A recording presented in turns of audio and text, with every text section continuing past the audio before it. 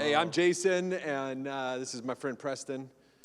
Hi, I'm Preston. This is my friend Jason. And we're part of the Jesus Experience. I've been a part of it, had the privilege since 2020, and I've been part of it since 2021. yeah, so here's what happened. Pre-pandemic, we would invite people to church, right? Church leaders, any church leaders in the room, you invite people to church, and in the most part, people would come to church. You'd ask them to serve at church, and they would serve. You'd ask them to give at church, and they gave. And then the pandemic shut everything down, and it revealed a lot. It revealed that, in large part, without being able to gather in a building, people didn't think they knew how to connect to Jesus. They couldn't connect because they couldn't gather. And so I had the privilege of being invited into kind of a reset button that was hit by a church outside of Seattle in the Pacific Northwest. That's where I was born and raised. I live in St. Louis now, but they brought me in to help hit that reset button. They had started their church 20 years earlier by reading the Gospel of Luke together. So I was able to help put together some cohorts of leaders across the country and churches. They weren't doing anything anyways. And read through the Gospel of Luke and Gospel of Luke, Volume 2, the book of Acts, and just ask, what, if anything, does Jesus have to say about discipleship in our time? And it was a breath of fresh air for me. We were able to start at the beginning and just gather each week and talk about anything and everything. And it just became such a breath of fresh air. I didn't know that I was invited to be one of the 12. And just without answer, sit around the campfire while the Messiah's up in the hills doing whatever Messiahs do after they teach. And now we're left around the campfire just to wrestle with, who is this man? Who says things like that? Was he having a bad day today? Like, who does this? And it was a really, really refreshing experience. When I jumped into JXP, the whole idea of JXP is answering this question, what if you were one of the 12? Hopefully, like the other 11, not the one that we all hope we're not. But, like, if you're one of the, because this is how Jesus sees you, if you're a disciple. JXP isn't just, like, impactful. I'll explain what it is in a second. For people like Jason, myself, we know, actually, some of the stats that were being talked about earlier. It's crazy that in the last 3 years in America, the largest religious category is the irreligious. It's made up of 4 subcategories: the nuns, non-religious, the duns, the ex-evangelicals, and the deconverted. All of these actually at one point raised their hand probably and said, yeah, I want to follow Jesus, whatever that looked like. And I'm not hating on that model. My mom was saved at a Billy Graham crusade, so I'm like very thankful. But what JXP does is it's not going in trying to blow up a model. It's trying to shift the paradigm within any model, that and it's getting people back to a Jesus-centric authority and way of living. In fact, everything that we heard talked about, that we'll hear talked about tomorrow, has to win. Like, it has to win. It's the mosaic of the church, right? It has to flourish. And JXP, I think, is a way that we do it. So here's what JXP is. It's really centers around 4 things. One is it's gospels-centered. We don't say it's gospel-centered. We say it's gospels. It's the biographies of Jesus.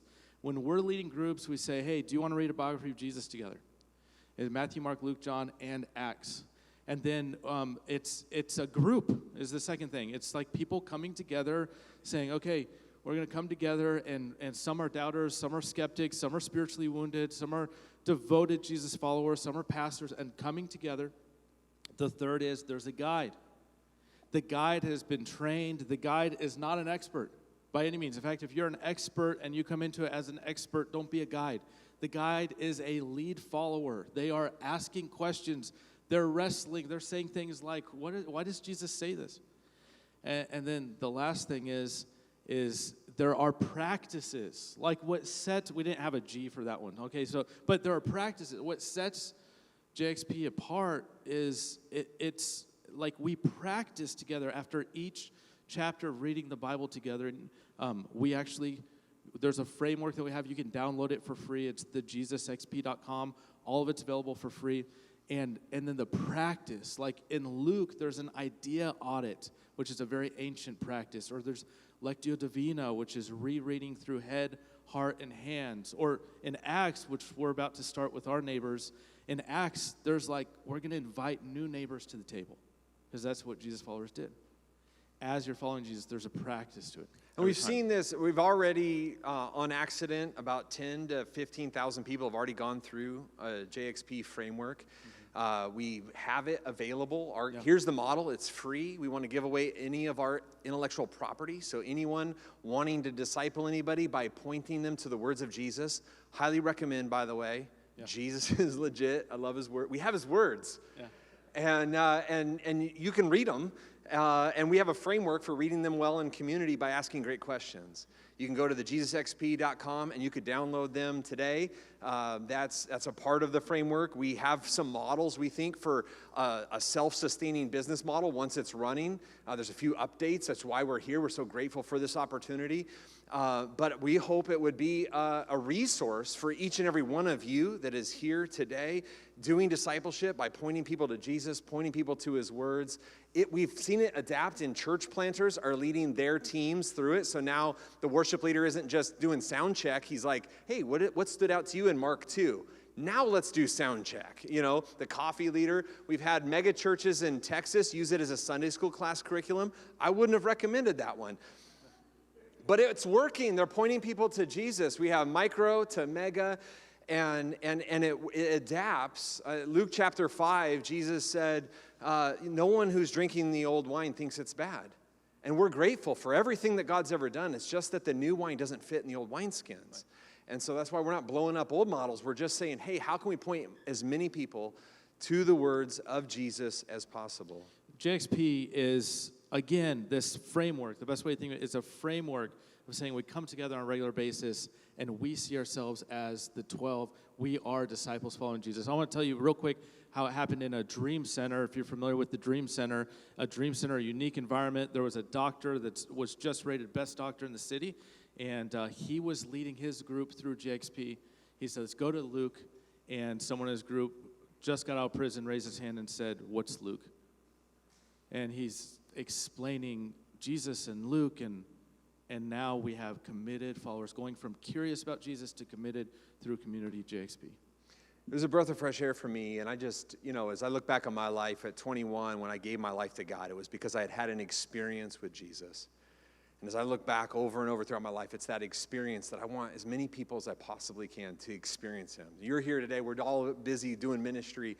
Let me just encourage you, he is so legit. If you go back and just read his words, you don't have to download our framework, but I highly recommend the Gospels. Yeah. All right? If you just go back and lean in there. I had never been invited in all my years of ministry, nor had I ever invited my team to simply read the words of Jesus and talk about what he said. But friends, if you will lean, it's almost like there's a built-in guidance system on the planet that if we will lean into who Jesus is and his words, the Holy Spirit, the guide of all guides, shows up to make everything he said known. So this is an invitation to be one of the 12. It's an invitation to be a part of a Jesus movement in our time, in our communities. You want in? Let's do it. All right.